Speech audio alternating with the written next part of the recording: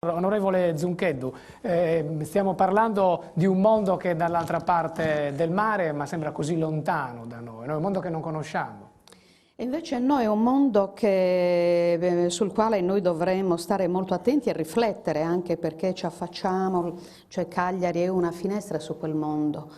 E quindi anche sul discorso delle primavere arabe, dinamiche molto complesse, molto diverse da paese a paese, che meritano sicuramente una riflessione molto profonda e attenta. Primavere arabe che stanno scendendo sempre più al sud, ad esempio lo stesso Mali, nel Mali c'è una ribellione tremenda e dal 1960 ad oggi, che vuol dire dall'anno dell'indipendenza del Mali, siamo già alla quarta ribellione Tuareg.